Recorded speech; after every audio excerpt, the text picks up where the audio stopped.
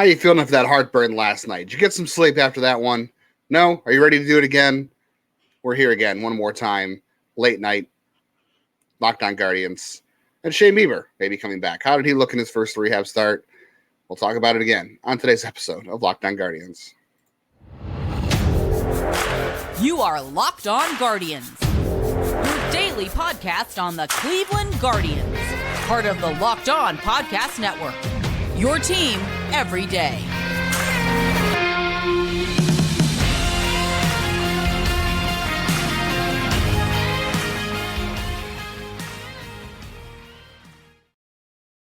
Hello, everyone, and welcome to the show. And again, we appreciate you for tuning in when this team is extremely frustrating. We spent about 30 minutes before we came on air tonight, and we think we've diagnosed Emmanuel Clase, so that should be fun. We spent about an hour yesterday, and I think I have found who I think the new manager should be. I found a nice sleeper candidate I haven't seen anyone else talk about. We're not going to get to that today, but give you a bit of a tease for this week. And yeah, we're still going to have fun with this. There's still, good things going on with this team, mostly Bo Naylor right now and the young pitchers. But I mean, we'll see how Kyle Quantrill can do. If he can get a nice start out of this, we'll talk a little bit about Bieber. Tristan McKenzie is going to be with this team for years. If Quantrill turns into the Quantrill he had been previously, Bieber comes back even close to what he can be. You get, Dr. Sticks back. Not going to call him T Plush like I accidentally did earlier this year last year. The Niger Morgan. Niger Morgan, man, how dare you? But I think I just really like that nickname. But I'm going to keep being Mr. Positive and say the pitching is in place. There's a chance to even have pitching depth. And again, I will say this year, MLB trade rumors, and they're talking about the great pitchers available this offseason, still listed Lucas Giolito. That's how bad the depth is. So there's going to be opportunities and chances. We've had a lot of off-the-air debates that we'll eventually have to put on air about trading for players and different evaluations where finally, hey, we don't always agree. And we will bring that to the show as well as talking about the Rule 5 situation as it goes in. But right now, it is, if you want to sync up, I don't know if you want to do that with a baseball game, if you want to watch it, but it is top of the second. Cleveland is winning 1-0. Will Brennan just grounded out. I was complaining to Justin that somehow this team managed to get the bases loaded again and ground out strikeout. And I'm going to throw out a theory. We don't have time to talk about it, but I want fans below. I know I'm not letting Justin speak at all, so you guys can get mad at me about that. But here's the theory. With all these infielders, let me know if this is a crazy theory or not. Do you think there is we talked about why are guys coming up and changing their game? Like why did Will Brennan come up and maybe press? Why does a Rocchio or a Gabby Arias come up and press? Do you think there is a degree of knowing that there is 1.5 million shortstops behind you, and if you don't perform, someone else is going to perform, and you're going to lose that space? Do we think that could there be some degree of just the pipeline is hurting them in a weird way? Comment below, let you know what we think. But let's talk about last night's game. I'll jump on your theory real quick too. Okay. I think that is just a natural part of being a young player is pressing because it's your first time and you don't know what to expect, and if you don't perform, they might send you back to the minors. I don't know. Maybe there's something to knowing that you have a lot of competition in the system, but I think that's just part of being a young player, and most young players press, which is why it's so impressive that Cleveland's pitchers they have figured out how to make these pitchers comfortable at the big league level to start. I mean, when Plesac and Savali came up, they looked very polished when they came up, right? They pitched well, and it wasn't until last 2 years when Plesac just, imploded. But Williams and Vibey and Allen have all come up and looked very good. For a while there, Peyton Banfield, came up and looked very I still think he's going to make a good reliever eventually for some team. Yeah, he had a good outing the other day. He's in AAA for the Mets now. Wishing him the best of luck. Good dude, good family. But, they've found a way to have these young pitchers come up and get their footing and look comfortable and like they belong there. And for hitters, not so much. Bo Naylor is the exception here, and then we're going to talk about that because he had a really good game on yesterday. 4 times. Yeah, he had a good game. I want to mention him after we get to the Class A. I mean, come on, let's be honest. Yesterday, it was raining Nailers. It was a bad day, but you got your Naylor fix, and I was kind of surprised people weren't jumping in. And again, I want to point out every time somebody jumps in about Miles Naylor, bring up Denzel Clark, their first cousin. If you want to get the Naylors, then you should get the whole brood, get the whole family involved, right? Here's a hot take for you. I would rather have Denzel Clark than Miles Naylor. Agreed. Yeah. Shocking. We agreed. No. and again, it's just Denzel Clark, locked on Oakland here. He has I'm not sure which side he's related to the Naylors, but he's got world-class athletes on both sides. Even to he's got better athletic bloodlines than the Naylors themselves. On top of that, I believe he is their first cousin. I could be wrong there, but he is their first cousin. I agree. So we'll get to Bo and Josh in a second. We were on the air we were recording when Josh Naylor hit into the Covey Cove. That was fun. Doesn't happen a whole lot. You got to hit a ball very, very hard and very far to do that. Was not a bounce. So very impressive, very cool. Can't wait to see that ballpark one day. It's on my bucket list just to see something like that. But side note, Denzel Emmanuel Clark, Clase, 877 OPS this year in AA. So I think that's a fair. Yeah, I saw him for an outfielder. I saw him with Lansing, and he looked like a dude. So yeah, so I think we're. So the Emmanuel Clase thing. If you stayed up for that game on Tuesday night or Monday night, it was a rough one. It was a rough one. After that, yeah. So. Yeah, we did a lot of debating off air. We'll bring this one on air today. Yeah. So Clase, that's 11 blown saves this year. There's a lot of overreaction going on every which way. And you know what? I won't even say there's a lot of reaction. I won't say overreaction because everyone's entitled to go their own way with it. You can feel how you want to feel. You can draw your own conclusions, especially if you go out and do the research. If you go out and actually look through things like someone should. If you're gonna Speaking of tons of blown saves. Joe Borowski was part of that 1989 draft class. Oh, Joe Borowski, one of the closers of all time for Cleveland. Four career WAR for a guy who had some huge seasons. Also shows just how bad he was. But part of that 89 class I keep bringing up. Just an absolute disaster in that ninth inning. Clase comes in, the runner's on second, right? Base hit, game is tied, gives up another hit, and immediately the hit that scored the tying run is on first. He steals second. Really no one's surprised by that because for whatever reason Cleveland is just having serious issues holding runners. This has been an issue for them since last season. It reminds me of RBI Baseball 3, which I owned and still have somewhere, where if I could get a guy on third base, all I'd have to do is get a bunt single and then automatically I could steal second because they're too afraid to throw home. Basically, it's the same thing here, except for I don't need a guy at third. It's just you get on first base, you automatically get to second. Yeah, and that's what's happening for Cleveland relievers is a runner, especially if it's a walk. I mean, it was a hit last night, but it was Monday night. But especially if it's a walk, so that runner goes to second base because it's an obvious steal. I mean, James Karinchak last year, 39 innings, 9 steals. Tristan McKenzie threw 191 innings and had 3 less steals against him. Trevor Stephan had 11 steals against him last year, which is 2 more than Bieber, who threw 200 innings. That's last year without the pitch clock. If you go to this season, it's even worse. And obviously it's going to be worse because the pitch clock, but the pickoff rule is going to impact this, right? So we'll just ignore Noah Syndergaard at the top of the league in steals because, Trevor Stephan, 12. Eli Morgan, surprisingly, 10, which is quite a lot for a reliever who has a slide step. Bieber has allowed 9 steals. He hasn't pitched since, July in 117 innings. And Stefan's guy, he still has the same amount as Karinchak, as Curry, as Bybee even, who have less innings than him. So Bieber, a little bit better holding runners. But yeah, De Los Santos at 5. Clase Clase this year is at 9. He was at 4 a year ago. Now, okay, part of that is because he allowed less base runners a year ago because he's struggling.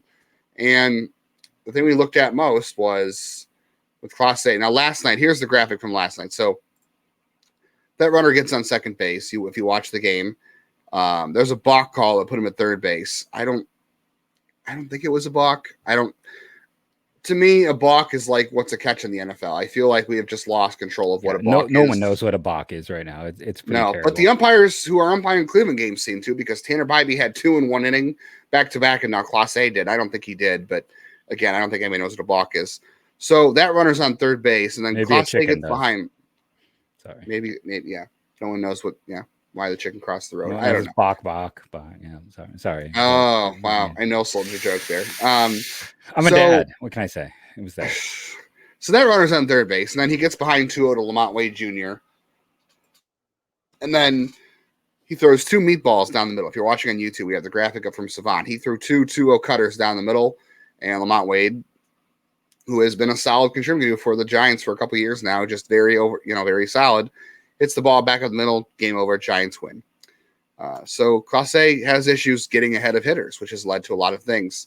We will continue to dive into Clase's issues in just a moment, and Shane Bieber's rehab start, which went, pretty well. So find out what we thought of that.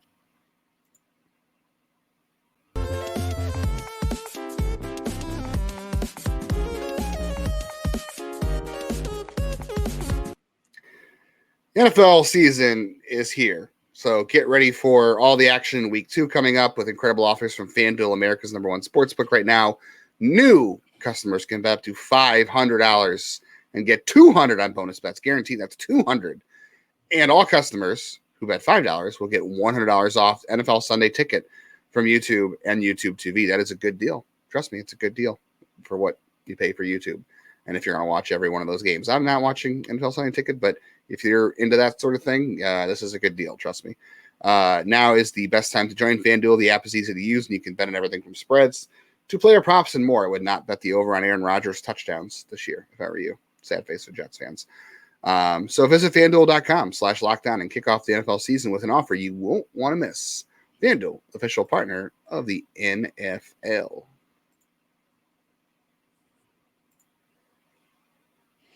Finally, the late nights are over for the last time this season, but you can listen to the Guardians wrap up their series with the San Francisco Giants at 3:45 local time on your Sirius XM app. Just search Guardians. I'm so glad.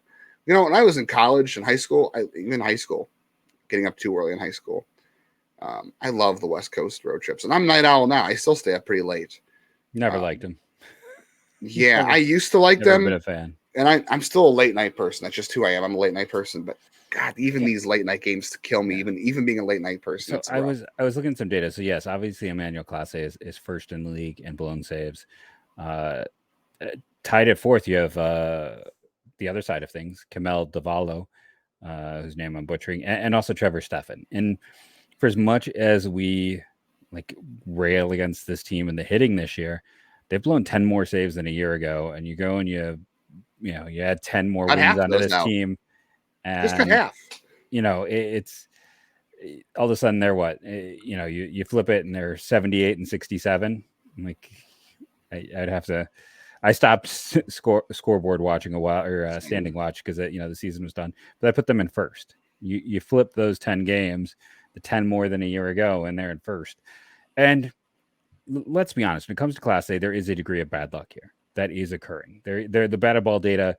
He's got a 293 bat pip. That's close to league average. With his stuff, that should never happen. His expected batting average, when I was looking over on Savant, is like 220. Yeah, his expected batting average is 228 against him. They're hitting 293. So that's pretty significant, that the expected batting average, because we're not even talking about normalizing for bat pip, just expecting batting average against should be 228. Based on contact quality. Yes. Yeah. And they're hitting 293. So there is a lot of bad luck baked in. And yes, the knee-jerk reaction with a bad week is to be trade him. That's dumb. Let's be honest. It's a bad week. His contract is so filthy cheap. Yeah. He's an all-star, and I know all-star is subjective. But people, and it's also why would you sell low? Well, I don't think you're selling low. I think another team would love the Guardians. Dumb, but when you get into the negotiations, it's still he's had that rough year. His command isn't as sharp this year.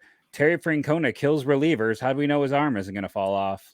Cody Allen, we were talking before. It's you look at all of these. Look at Cody Allen being done before 30. You look at Andrew Miller leaving here a shell of himself.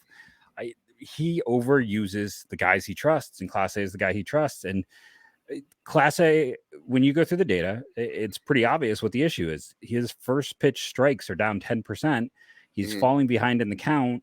He's not getting ahead of guys, so he's striking out less guys. They don't have to chase as much because he's not ahead in the count. Chase rate's down. His chase rate's down. So it all comes down to that. He is not as sharp. And if you put up the graphic again, look at those first two pitches. He is just not. He needs to be first two pitches in the zone.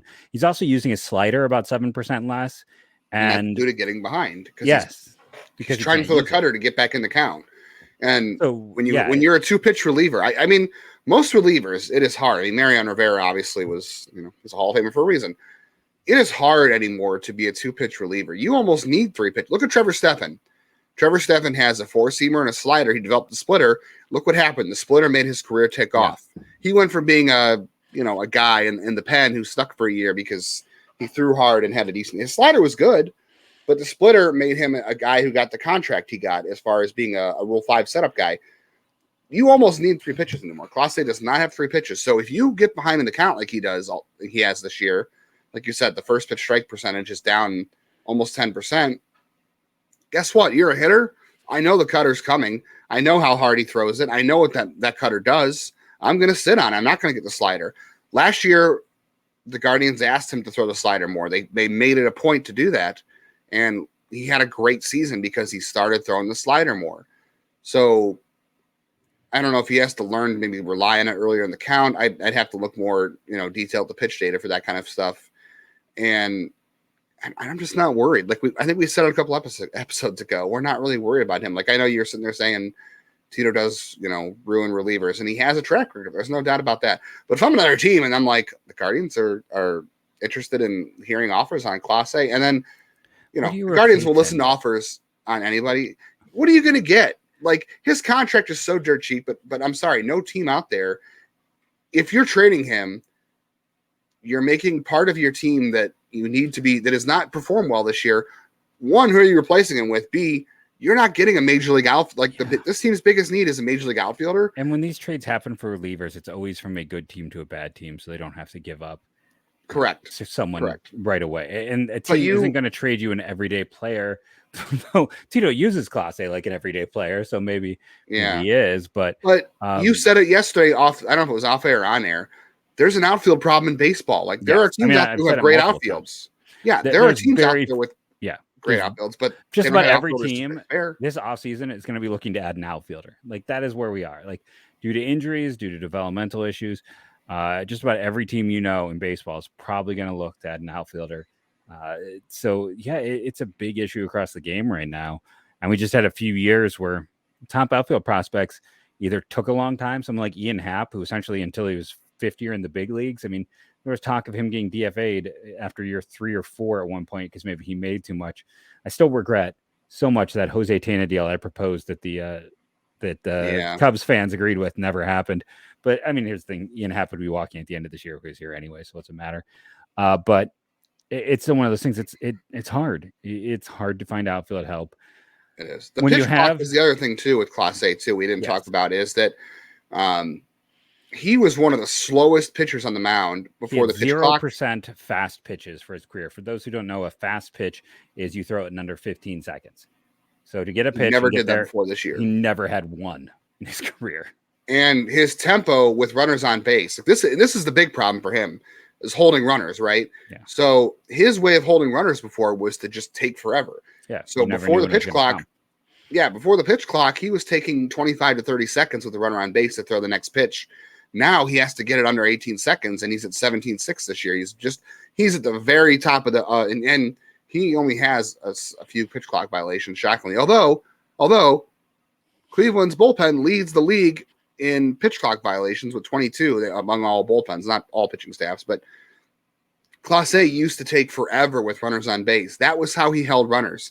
That was how he was able to come back and maintain his control, right? When you take that much time between pitches, you gather yourself, you ramp back up, and that's how you can go out and throw the ball where you need to throw it. Now he's got to do it in 18 seconds with runners on base, and that's part of it too. And there's no getting around that. Like the throwing the first pitch strike thing, I think he'll figure it out. I think he's got enough control where he can figure it out. He's just got to keep runners off base. That's what it comes down to. I think he's got to get ahead of counts. He's got to keep runners off base. I know that's easier said than done, but his stuff is good enough. I'm still not worried at all. I mean, yes, the overusage is going to catch up at some point. But there's no way I'm trading him this offseason at all, because the contract is too ridiculous for that talent level, and you're just not going to get what you need out of that trade, and you're not going to be able to replace him either. Like, I'm sorry, all-star closers don't grow on trees. They just don't. Like, if you think you're going to win in the postseason next year, you're not going to do without Emmanuel Clase. Sorry, you're not. I think the one thing that stands out too is if you hope to contend, which I think this team does, you can't trade your best players, right? You can't trade your best guys unless you're forced to. I.e., they're going to be cheap contracts either. Yes, and you're never going to get his whole contract is like almost less than Edwin Diaz makes this year. So it just he is the type of guy you have to keep. Don't have a knee-jerk reaction. It's again, go look at the numbers. Overall, he's been really unlucky. Has he been as good? No, heck no. I'm not saying that, but he's been unlucky. And combine those two things, he should end up, being better in a year. And that contract is just a team in this market has to hold on to contracts like that. You want to corner the market on guys like that. That's how you're going to be successful.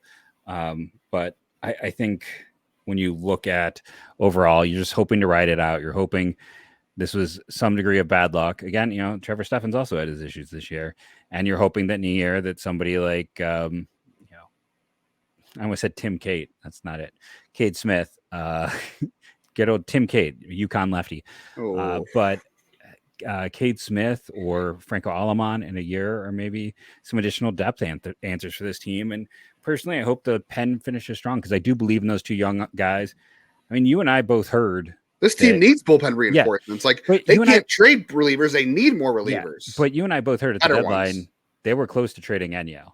So there are in between moves that could be made that could still help them get better in ways, and having that extra that's just trying to maximize value. They were just trying to trade him while his value was high. Yes, but it's also like they knew they had reinforcements coming. Speaking of reinforcements coming, we should talk about Bieber after we do a quick message from sponsors.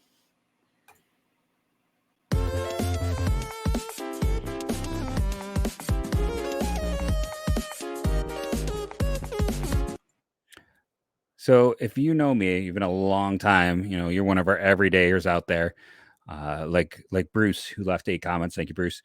I love a new sponsor, and we have a new one. And our new sponsor is Jase Medical. And what I kind of loved when I went through and looked at their stories here and some of the information is they told a story about someone who had a sinus infection. And I've had 2 sinus surgeries. When your ENT says, wow, you have first when they say wow, and then they say you have a profoundly deviated septum, it's not a good sign. When I have those, I have to sleep sitting up. I'd sleep in a chair. I would sleep in, terrible positions because the pain got so bad. And then if I couldn't get in to see my doctor, I couldn't get the antibiotics I needed to help clean that out. So then I just wouldn't get to sleep for a few days. Wake up with a nice burning sensation right here above my eye. It was fun. If you've ever been that, you know what that's like. So I say this because Jase Medical could be the answer for someone like that. You go and you're able to fill out all the paperwork, get with the supply chain shortages, get that sent to you, get those antibiotics you need to help clear up a sinus infection and many other things. So right now, you can save more than $360 by getting life-saving antibiotics with Jase Medical, plus an additional $20 off by using the code LOCKEDON at checkout at jasemedical.com. That's JASE medical.com. Again, if you need antibiotics or you think that's something that can benefit you, check out Jase Medical.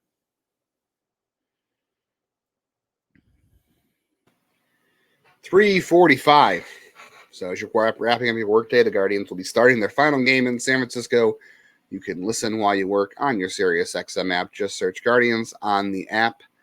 Real quickly before we get into Shane Bieber's rehab start, we didn't mention all things about Bo Naylor we wanted to. So he had 2 hits yesterday and a walk. Great day for him. Walks. 2 walks, yeah, two walks. 2 walks, 2 hits. Man, he is really it's amazing how much he's growing. I mean, he's got 110 WRC plus. He was both of our number, here we go. People get ready for it. You can mute number 1 position player prospect. Yes. For both of us, he was the number 1 position player prospect ahead of behind the 3 big 3. Yeah. 326 OBP, 436 slugging. The average is a 230. Kind of rough there, but I don't know. We'll see how that goes. But I'm just amazed at how fast he has grown offensively this year. It didn't look good for a while there. It didn't look good, but man, now that he has kind of got his feet under him, he looks so much better. offensively for the most part, defensively too. There was a couple times in that game Monday night where he framed some strikes, and if you look at the framing metrics on Savant, weighted runs created plus, that's third best on this team. Yeah, 65 percentile on framing, pretty good for however much longer that matters. We'll see. The pop time's still good. Everything else is still, it's down. I still wonder how much of that is on the pitchers. I know he's got accuracy issues, but is he rushing the throw because of his pitchers are not helping him? We'll see. That's another reason for the Guardians to go out and hold runners better for, not just for the pitchers metrics but to help Bo Naylor up. But the framing is better than I thought. And then he's had some rough moments defensively, but I'm just amazed at how much he's grown. And I want to start. I want to start seeing him against lefties. I know David Fry's playing against Sean Manaea. That's good. It's not Cam Gallagher at least, but and I'm sure with Tito sitting him on Tuesday night, I assume that means he will play Wednesday because day game, night game. But you're only going to get. I just want to see him against lefties. But I'm just so amazed how fast. I didn't expect Naylor to progress the way he has this year so fast. We both believed in him, like you said, but I didn't think it was going to come this quickly. And I want to point out a few things. First half, weighted runs. Again, we always forget to explain. Weighted runs created plus takes all that data, compresses it down. 100 is average. Just a nice way to look across all of sports and say, okay, this guy is performing at a league average level. He had a 58 in the first half. Now, again, it wasn't the biggest sample, but still a 58 with a 281 BAPIP. So a little unlucky. Second half, it's a 119 with a 253 BAPIP. And on top of that, so even more in 32.1% K percentage first half, 23.2. He's dropped the K percentage 9 percentage points while upping the walk percentage. So, everything you want to see positively is there in terms of his adjustment.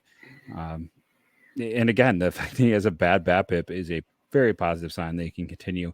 He's just got to keep doing what he's doing. Just stay in himself and not overthink it. Just go out there and continue being the star. And that's hard to do it's hard to do for a young catcher, a rookie catcher too, because of how much they're asked to carry. And Cleveland just hasn't had a young hitting catcher since Carlos Santana, and he was not a great defender. He had a good arm, but everything else was kind of shaky. Gomes had those first 2 years were pretty good. Yeah, he was older, and he wasn't really a top prospect. That was a guy who came into playing time because of Lou Marson's injury. Cleveland never thought he'd be more than a backup when they got him. 2013, he got to play as kind of a backup, and then he won the Silver Slugger in 2014 at age 26. Yeah, that was a guy who took advantage of a situation, and Cleveland really lucked out because Lou Marson was playing over him early on. Remember, it took Lou Marson's shoulder injury in 2013 for him to get a chance to play, and it worked out really well for everybody. Lou Marson only got in 3 games that year. He got somebody ran. I was in Tampa Bay. Somebody ran into his shoulder at home plate, and basically ended his season. And that's when Gomes came in. And that's the nice thing with Gomes too. It's like he's having a good year this year, by the way. He's got a 714 OPS for his career. That's for a catcher. He might end up being one of those guys who's a little underrated when it's all said and done. But a good leader of staffs. He's one of the guys I had a very positive interaction with in the minors. Speaking of the minors, real quick, we're running short on time. So Shane Bieber made a rehab start on Tuesday. I watched most of it on MLB TV. Looked pretty good. He was 90 to 90. He topped out at 92, so he was 99 at 1, topped out at 92, which is where he was all year. The difference there was, I wasn't expecting he threw 55 pitches, I believe. I was not expecting him to throw that many pitches. I thought 1-2 innings. He came up for the second. I was a little surprised. He came up for the third, and I was like, oh, geez. And then he came up for the fourth. Then he walked a batter on 4 pitches. Then he hit a batter, and that was the end of the night for him. But he threw his breaking stuff a lot more. Like I saw plenty of sliders. I saw a few curveballs. So my question is, both times he's been hurt, he started abandoning the breaking stuff, and he was just so fastball heavy. And I don't know. I feel like it's got to be an indicator for him that when he is not 100% healthy, and how long did we see it for this year that he would, going back to that Boston start where he threw like 70 out of 100 fastballs or something. And they said it was because of the way hitters were reacting to his pitch mix. So they're looking to jump on spin. But like when this happened in 2021 too, when he was hurting, the breaking ball percentage was down, whether it was the slider and the curveball completely went away. After heavy uses in 2020. just makes me wonder, like, when he gets away from using the breaking stuff, it just feels like it's a sign of health for him. And for him to throw as many breaking balls I saw tonight and how good they looked, of course, they better look good against AA hitters, right? But yeah, just very, very jarring, but a good start for him. And, you know, if he throws one more rehab start in minor leagues next week, he comes back for one major league start this year. Same with McKenzie. McKenzie will start on Wednesday. Yeah. Again, it's building this is where I'm taking my positivity is you get that pitching back. This is going to be an interesting off season. Is Shane Bieber still going to be here this off season? Well, I mean, he'll be here for part of the off season. We can guarantee that. Okay. Will he be here this time? Well, this time next year. Okay. Will he be here when the season starts? We're going to have a fun debate about that. We'll have all those debates. For a while, we thought, well, we started out the season saying by January 2024, Shane Bieber won't be a Guardian. Then he got hurt and the stuff was down. Ineffective. Yeah. And we're like, okay, he's going to be a Guardian. And now, I don't know. We're having some different thoughts. But what I do know is that we will be back tomorrow, win, lose, or draw. Just don't ask me to draw. I'm a terrible artist. But what we do appreciate is each and every one of our everydayers, coming in, checking out, having fun, and go Guardians go. Win, lose, or draw. Either we win or we get a draw.